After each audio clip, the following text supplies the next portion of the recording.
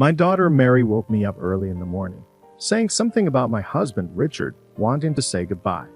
It was a shock to hear, and when I asked Mary for details, she insisted that Richard was planning to leave.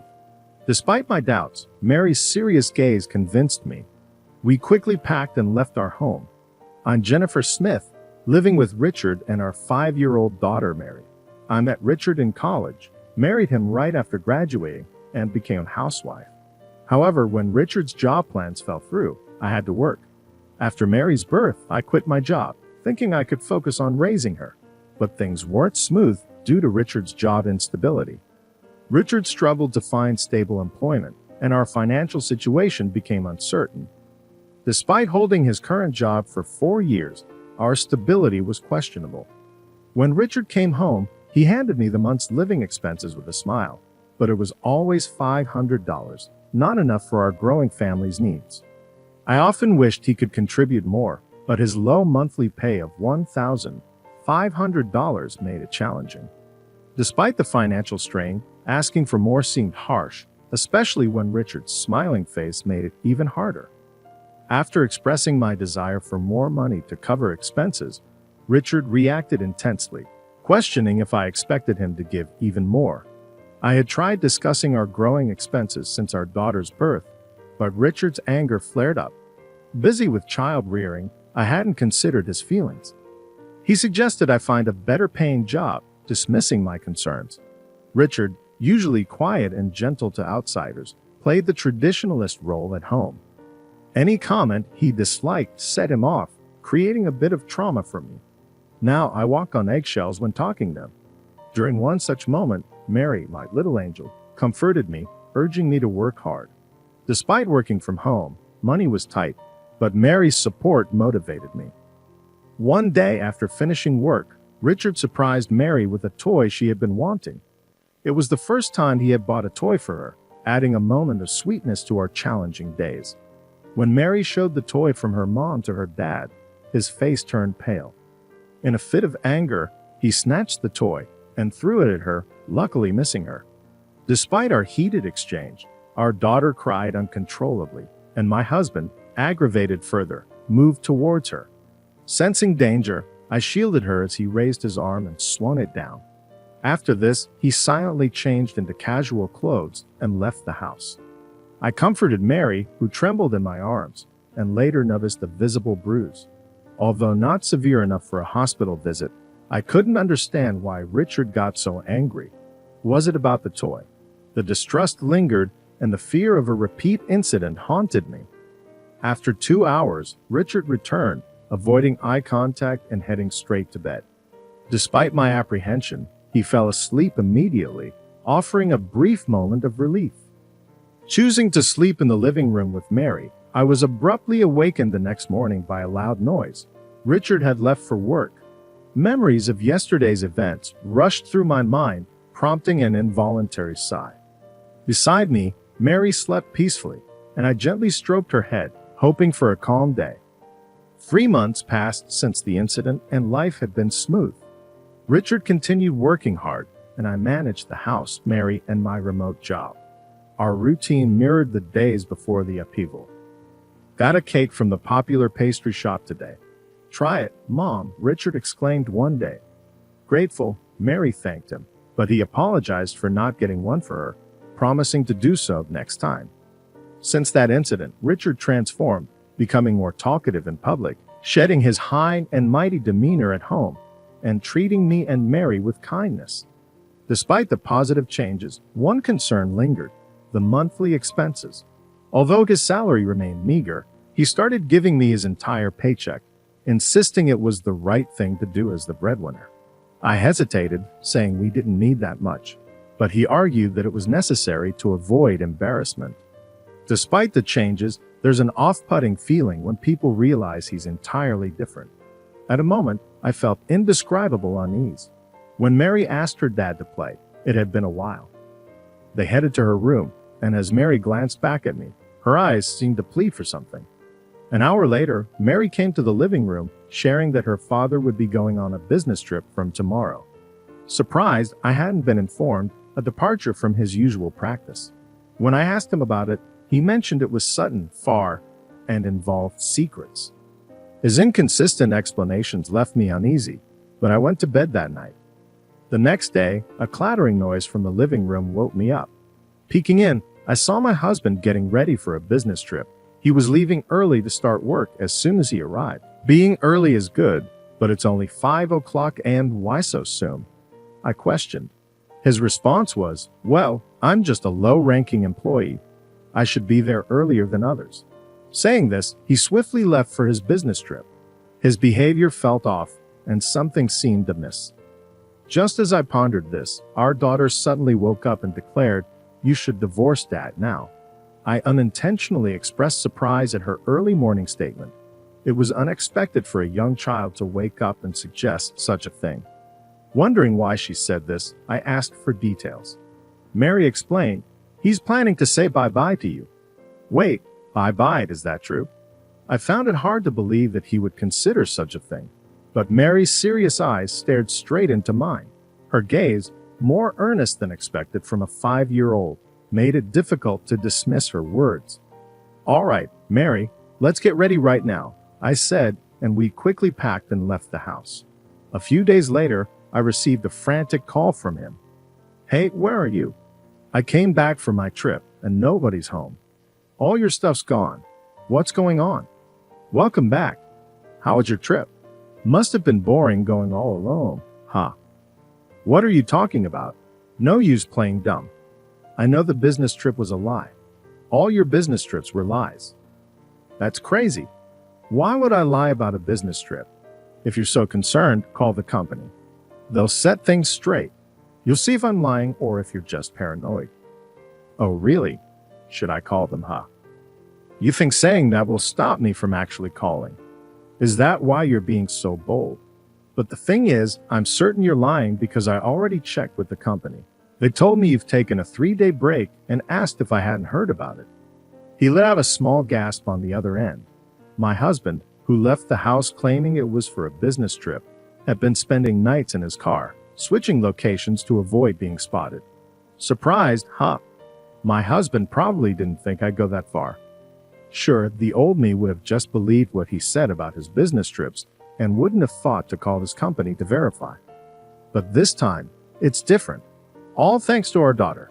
Mary told me that your business trips were lies. What? Mary? No way. There's no way Mary would know that. You must have put that idea in her head, didn't you? That's impossible. You know as well as I do that even though Mary's only 5, she's observant. She watches everything closely, including what we're doing and thinking. Despite being just 5, Mary has a mature perspective, probably because of all the TV dramas I watch. She was always fussy as a baby, and I thought she'd grow out of it. But with her it lasted longer and was worse than I ever imagined. During those times, I'd often watch TV dramas while trying to soothe her. Even now, as she's gotten older, she continues to watch them habitually, from the latest shows to old ones, and even 2-hour mystery dramas. If she can't watch it all, she'll record it to watch later. Her love for dramas surprises me at times. Due to this, her way of thinking and speaking has naturally matured. As the head of the family, she once declared it's your job to protect us, and that you know what's best for the family. I affirmed that I am the head of the household, and know my family better than anyone. "Well then, you must know what I'm going to say next," I challenged. "Of course," he responded confidently. "In that case, I don't hesitate to say I'm going to divorce you." "What?" he exclaimed in strong opposition. "Why? What do you like about me?" "It's not about liking or disliking. I'm divorcing you to protect myself before you erase me." "I don't get what you're saying," he replied, growing silent. "If you don't get it, then let me explain. It all started when Mary told me she wanted us to get divorced. At first, I thought, divorce? Why? But right after that, when Mary said bye-bye, I realized she had picked it up from TV dramas. Mary, who loves any and all TV shows, especially enjoys mystery dramas. In those shows, there are almost always scenes where someone dies. After watching them, Mary must have intuitively felt that causing someone pain and making them stop breathing was a bad thing. Every time one of those scenes played, she would say to me, "Hey Mom, That lady just went bye-bye, and earlier, it was a man. Is that guy bad? That's right. People who make others go bye-bye like that are bad. In other words, when Mary said bye-bye, she was talking about someone dying. And then she told me, Daddy's trying to make you go bye-bye. If I hadn't been watching those shows with her, I would have never understood her. Had I not spent quality time with Mary, I wouldn't have caught on, and without a doubt, I would have ended up dead at the hands of my husband. You really think I'd do something like that? He retorted. You must have said it because it's the truth, right? Cut the crap. Why the hell would I want to harm my own wife? And you, believing something a 5-year-old says, and then considering divorce, you've got to be kidding me. It seemed like arguing with him was futile at this point. I needed to show him undeniable evidence. If you're so adamant, I'll show you the evidence. Evidence of your attempt to take my life. I hung up the phone and then sent an image to him. Moments later, he called back, sounding surprised. The detailed plan from his phone to end my life was what I sent. Upon his return from the business trip, he planned to take me and Mary on a drive, drug us with a drink containing sleeping pills, leave us in the car, and then pretend to be the one who found us. Shockingly, in the same vein, he intended to harm our daughter as well. A plan so sinister it was hard to believe anyone could conceive it. By the way, I found out about this thanks to Mary. Previously, when Mary played with him, she hurried to me and said, Mom, look at this, handing me his phone. On the screen was the entire plan. He had detailed his grievances against me, expressing wounded pride, because, despite working as an office employee, I working from home earned more. Over time, his wounded pride turned to jealousy, leading him to believe that without me, his pride would remain intact. So he started researching ways to get rid of me online. You went through my phone, he accused. I didn't intend to, not until Mary told me, I defended. Mary knew what was on his phone, dating back a while. Once, she asked him to watch a TV drama, but he wouldn't give up the TV he was watching. He told her to play a game instead and handed her his cell phone. When she unlocked the phone to play, she came across a screen she had never seen before, the meticulous plan he had made to get rid of me. That screen eerily resembled a plot from a TV drama she had watched. That's how Mary realized what he was planning. You had no right to snoop, he argued. How can you even say that? You realize what you were planning, right? I'm just glad I trusted Mary. If not, who knows where she and I would be now. He hung up without another word. Right after that, an email popped up on my cell. It read, Don't think this is over. I've got plans too. 2 hours later, to my shock, my husband showed up at my parents' house. I knew you'd be here. How did you know I was here? He questioned. I always knew you'd run back home. It's pretty obvious, I responded. Behind me, our daughter looked terrified. Go to the back room, I instructed, and she nodded, heading to the back room. I never thought he'd come all the way to my parents, but now that he's here, I have no choice but to face him. So, what brings you here? Surely you're not trying to take us back, are you? That's exactly why I'm here. We're a family after all. We should be together, he insisted. You who's been threatening Mary and me? Give me a break, I retorted. The confrontation continued. Don't worry about what happened before. I've changed. Let's live happily, just the three of us. For you and Mary, it's definitely a lie, I observed, seeing it in his eyes. I've told you before, I'm going to divorce you. I've already consulted a lawyer. A lawyer, huh? Well, they mean nothing if I don't agree. That might be true, but it won't come to that, I said, showing him something. Isn't that the plan I recorded? What's the point in showing me that now? Trying to threaten me with it, he scoffed. Even so, I ain't going to divorce you. I'm not as low as you to threaten you. If I did, people would think I'm just like you. What I did was tell the police everything, along with all the evidence. The cops? Of course, you think I wouldn't do anything when my own husband's trying to kill me, I declared. Hearing about the police enraged him, and he lunged at me. I tried to shut the front door in haste, but he forced it open with his strength. You think this is a joke? He shouted, a completely different person than the mild-mannered husband I knew. In the face of his raging strength, I felt helpless. Mama, I heard Mary's voice from behind. Looking back, I saw her trembling in fear, but still looking at us. She's so scared. It's okay, sweetie. Mama will protect you, I assured her, feeling a newfound strength. Maybe it's the power of a mother trying to protect her child.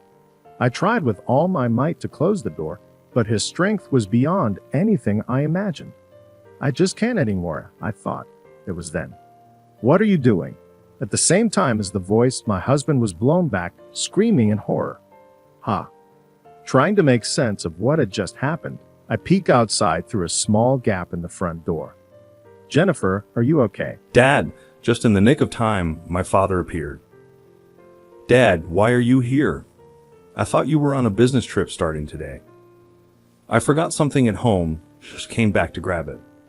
I felt a huge relief knowing he was here, even if it was just a coincidence. But what the heck is going on here? Oh, gulping in fear of my father's intense aura, my husband seemed to lose all strength in his legs and just collapse right there on the spot. And it's understandable. My dad stands tall at 6'3" and is built solid. Having practiced judo during his school days, even now, he keeps himself fit by hitting the gym regularly. He doesn't look a day over 60, and with his impressive physique, even the young and reckless would avoid messing with my dad. There's no way my husband could stand a chance against him. So, you're going to tell me why you're here and what you were planning to do to my daughter and granddaughter. Unable to bear the tension any longer, my husband tried to leave, tears streaming down his face. But in the next moment, several men grabbed him. Don't move. What the? Let go. Get off me. Struggling, my husband was subdued by several police officers and was taken away right then and there. That was close. By the way, what brought Richard here? My father inquired. He probably came to say one last extreme goodbye, I answered. Later, my husband, who was arrested, was sentenced to 10 years in prison for attempting to harm me and my daughter. During that time, my parents, my daughter, and I moved far away just to be on the safe side. I left all matters related to our divorce, child support, and property settlement to my lawyer, ensuring I didn't have to see my husband. Half a year later, I heard from my lawyer that my ex-husband was serving his sentence as a model inmate. However, after finishing his sentence, he's going to work offshore, which means he won't be leading a decent life for quite some time. On the other hand, I've been living happily in our new home with my daughter and parents. Mary, could you take this over to Grandpa and Grandma? Yeah, just be careful not to drop it. I'll be fine. These days, unlike before, our days are filled with laughter, free from stress. I sincerely hope these days last forever.